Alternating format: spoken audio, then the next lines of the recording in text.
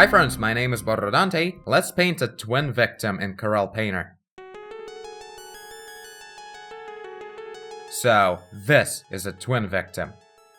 It's one of the most interesting monsters from Silent Hill 4.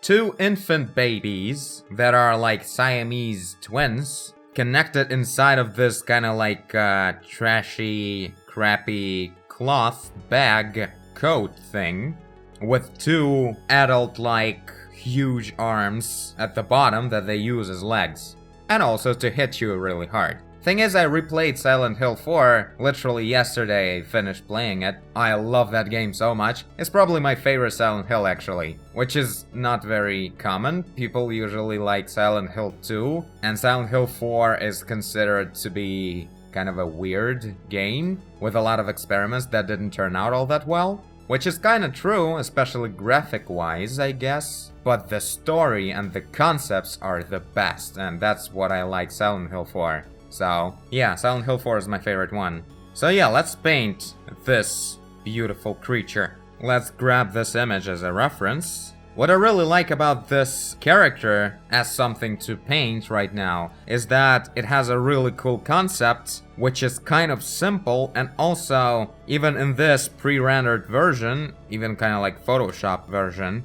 it's really like very simplified. Like it looks very low poly, sort of. Like this looks weird. The cloth doesn't look like cloth and so on. So we can play and make it like more realistic if I have it in me today. I don't know. I feel kind of tired. I drank like already almost 2 liters of coffee today. Crazy. I guess it's because of the weather. So yeah, let's put this guy, let's crop you a little bit and put you somewhere over here. Yeah, right here. Covered by my circle, I suppose. Yeah, so I set up all the hotkeys to work like in Photoshop, but I guess we'll still have to stick to this kind of resize of the brush, because the other one is really slow. I think I fixed, or not really fixed, like I think I have to like click out of the window of Corel and then click back into it to make the touch gestures work again. There's like some kind of glitch with that. So there's that. Yeah, let's start. I don't know, I want to go like really close to this image, but then like push it a bit further, especially with a cloth. Let's use some base. We're gonna go a bit more painty. We'll add air perspective and all. Double tap. There we go.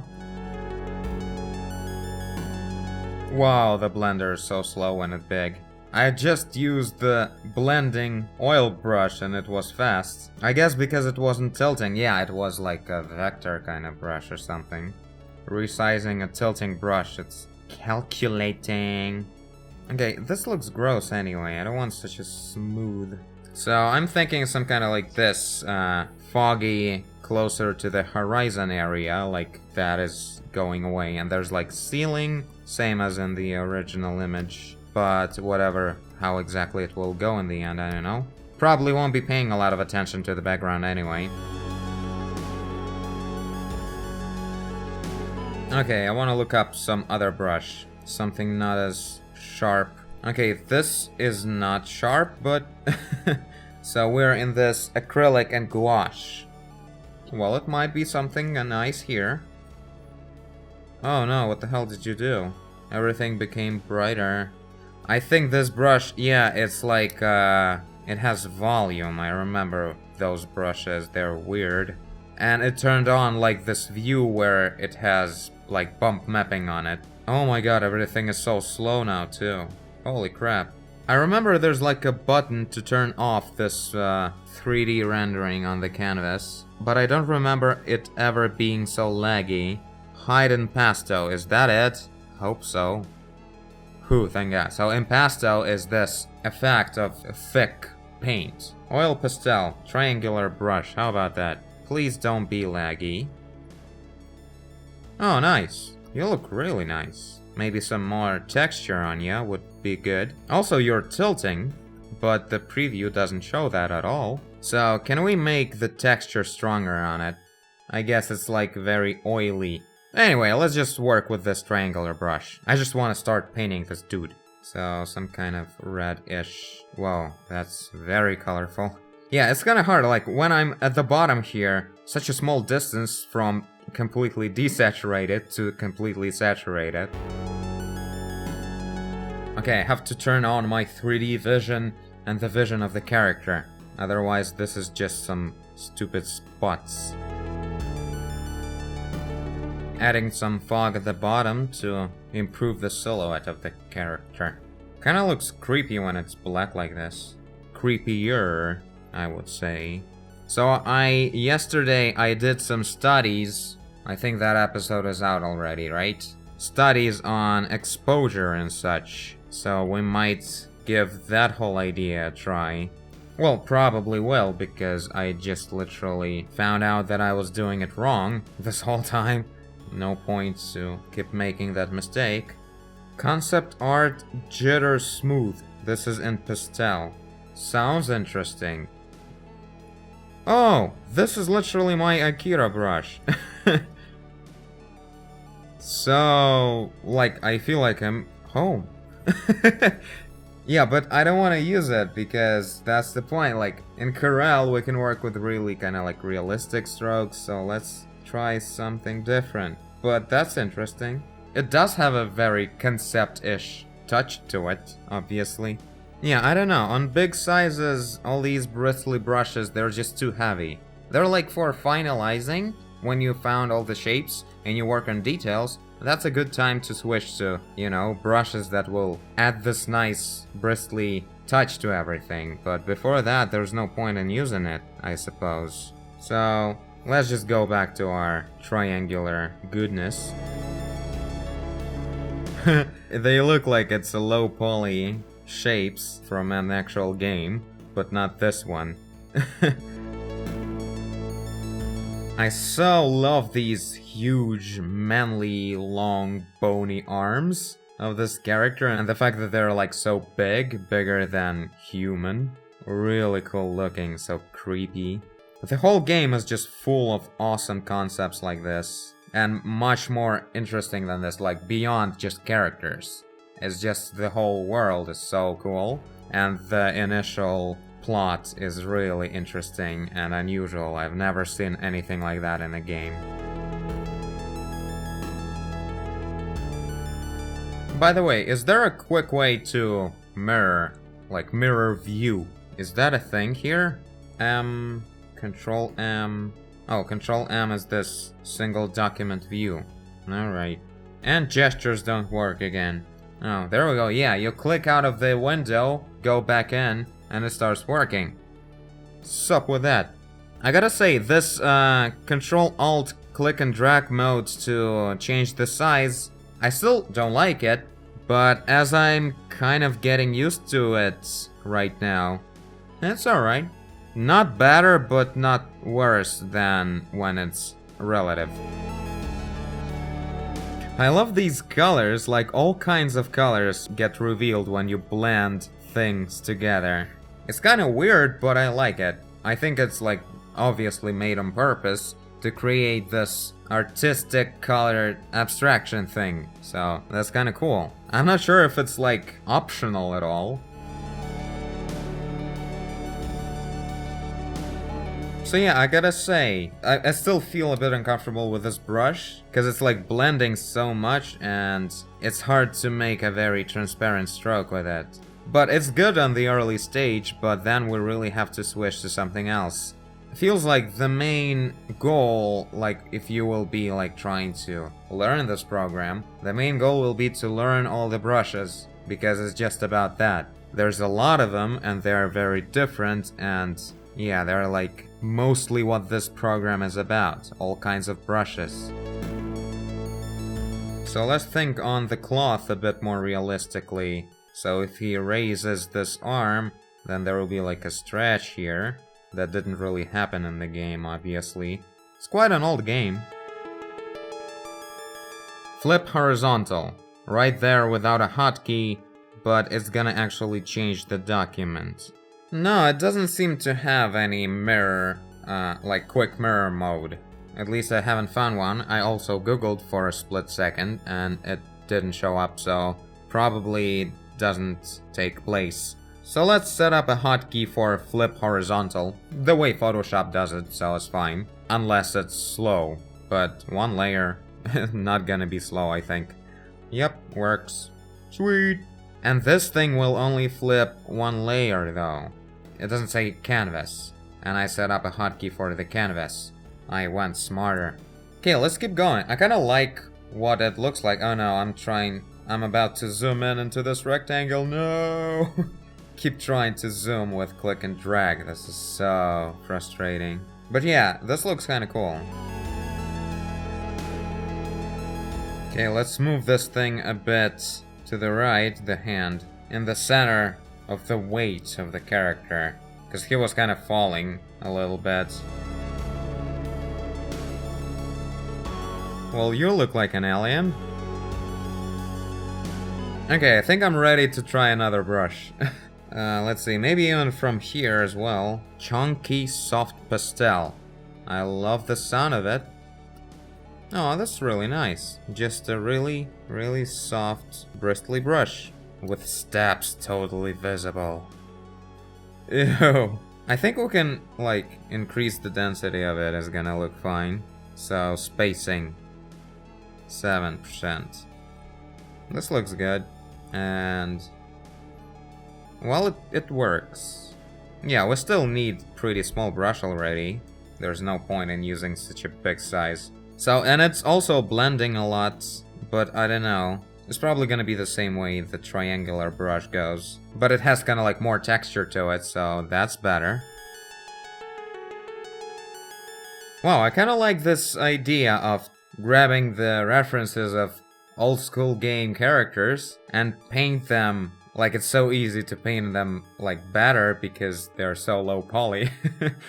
Like, it already looks kind of more interesting than this. Especially the cloth part, even though it has a lot more detail there, but still, this already looks a lot more fun, I think. So yeah, I don't know where this is going. I'm sleepy, but I totally feel like painting a lot of this. But I know that this episode is gonna be too long if I don't stop it soon enough.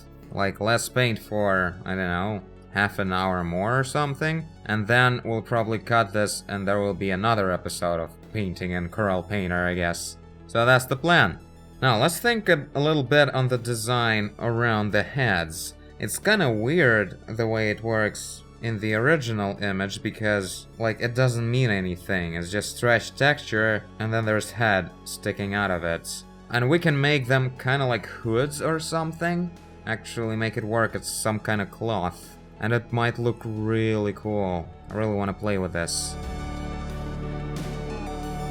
What you really need is to define the way light changes in every spot of the object. And it's gonna be always different. Especially in a... not especially, in a painting. It's gonna be very different. In a photograph, many things look flat and all, but if in a painting you have a flat lighting somewhere, you're probably doing your own lighting. Or if something actually looks kind of flat and it just makes sense for it to be flat, that's where color abstraction kicks in. So you just add variations of hue and saturation here and there just to make it look more interesting. Never go with just whatever blended together strokes. They never look good. I'm talking so much about it just so I wouldn't forget about this while painting this. To not fail this painting, anyway. Wow, I feel so much better while painting this. Like, I don't care about this weather anymore and whatnot. So I changed the pose of the hand a little bit. It has a bit more of this kind of tilt, contrary to the original image like this. Because I usually paint hands like that. I kinda like when hand does this kind of bend, kinda looks cool.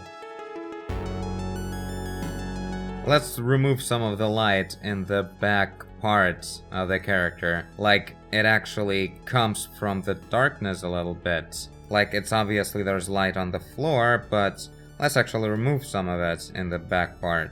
Kinda like this, there's some kind of shadow, and that's why on the character it also has this shadow. I think it will look more interesting this way.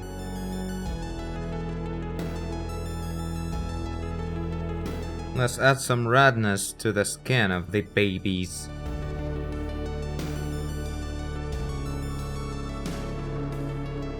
Let's tilt the second head a bit downwards. Why not? I think it would make it a bit more interesting. Not too much, we still have to see both of them pretty well.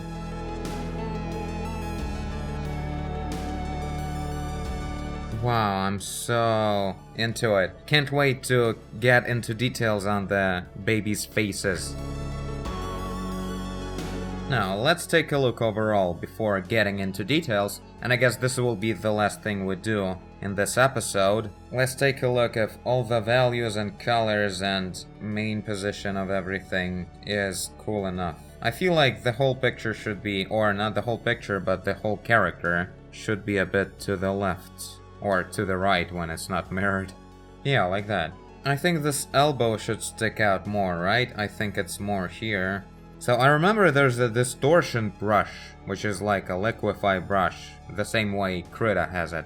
Distorto, that's it. I hope you're not super slow, cause I need you big. Oh my, you're... yeah. We need to make a smaller step, obviously. It's still huge and also very strong. Oh, there you go. Much nicer. Wow, this is really good. I want this in Photoshop. So yeah, what else? I feel like this arm, at least this arm, should be more red. Because it's at the bottom, it has a lot of blood rushing to it, so... let's create a new layer. Multiply, and let's just add some redness to it. Yeah, by the way, opacity is changed with the hotkey 1 to 0 with numbers on the keyboard, the same way Photoshop does. So that's cool.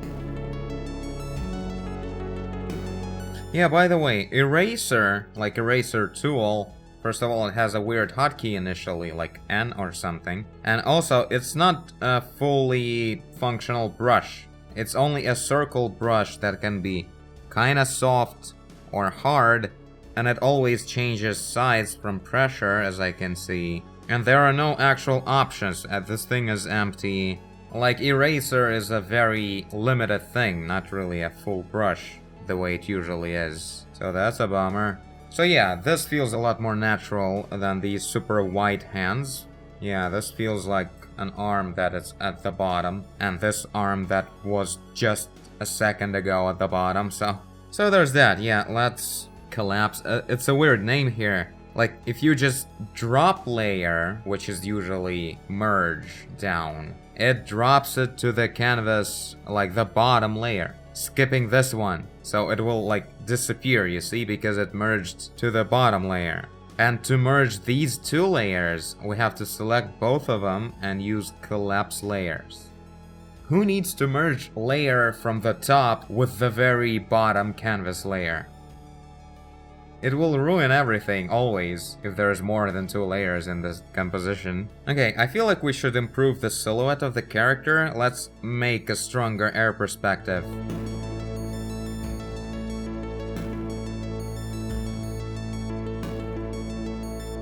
Okay, I guess this is it for this episode. Share your thoughts in the comments, but keep in mind that I'll probably finish this before this video comes out, so...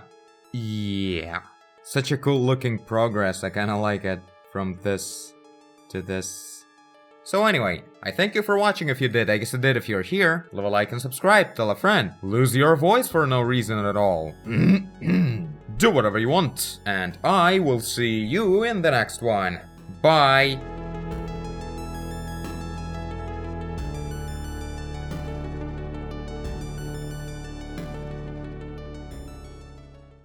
This is like the worst attempt of 2 babies trying to get into a bar.